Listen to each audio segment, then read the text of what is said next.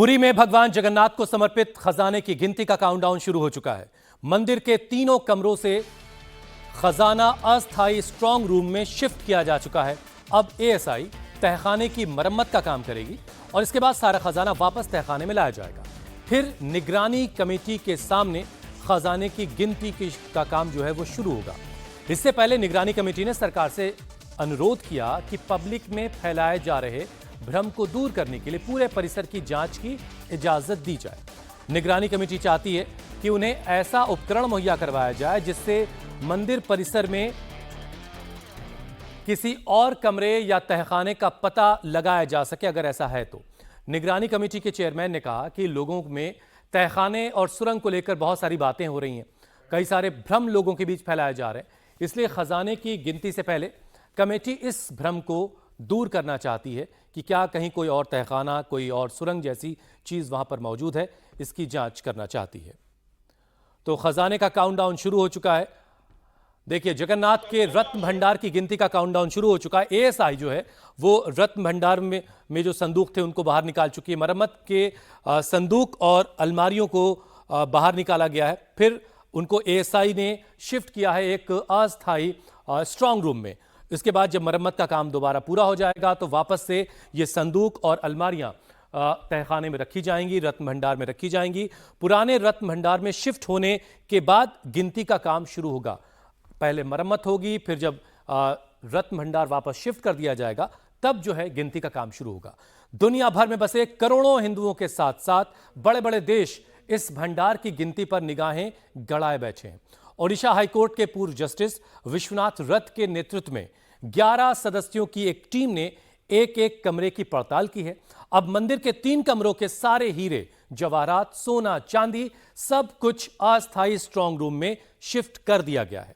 गुरुवार को तीसरे कमरे का खजाना अस्थायी स्ट्रांग रूम में शिफ्ट कर दिया गया। तीसरे कमरे में 4 अलमारी और 3 संदूक मिले। देखिए, सारी डिटेल हम आपको यहां दिखा रहे हैं। तीसरे कमरे का खजाना जो है वो भी स्ट्रांग रूम में शिफ्ट कर दिया गया, जो अस्थायी स्ट्रांग रूम बनाया गया है।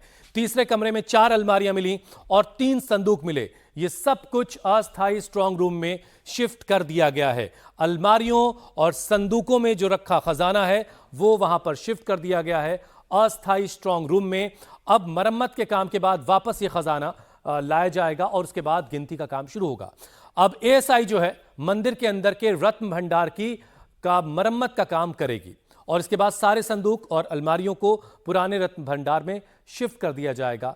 पुराने रत्न भंडार में शिफ्ट होने के बाद फिर गिनती का काम शुरू होगा कि आखिर कितना सोना है, कितना चांदी, कितने हीरे जवाहरात हैं।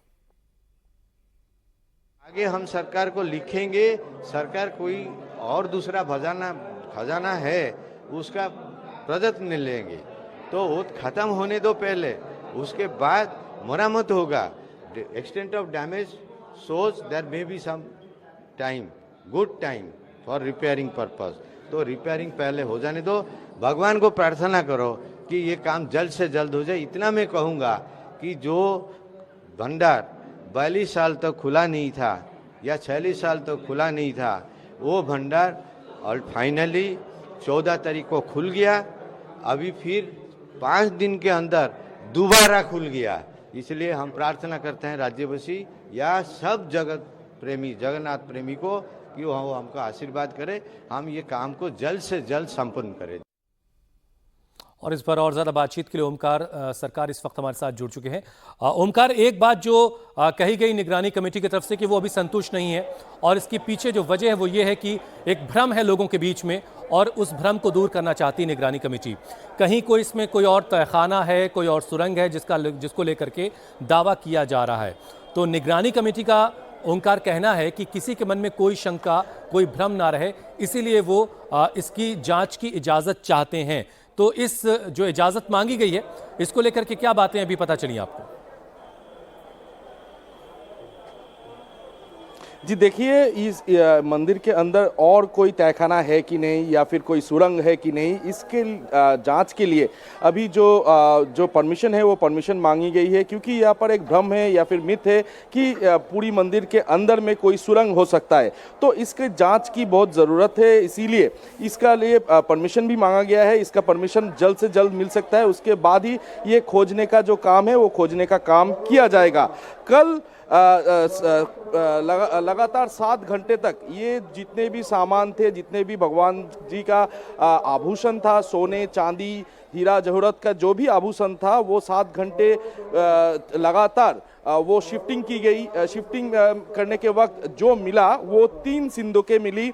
इसके साथ साथ 4 अलमारी भी मिली, जिसमें सोना जवाहरात के जो भी आभूषण है वो आभूषण मिले थे। तो ये सारा चीज़ों को एक साथ लेकर के जो टेम्पुररी स्ट्रांग रूम है एकदम मंदिर के अंदर, उसमें शिफ्ट कर दिया गया है। और ये शिफ्टिंग करने का जो काम है ये लगभग 7 घंटे का काम रहा था, और 7 घंटे में पूरी की पूरी शिफ्टिंग की गई।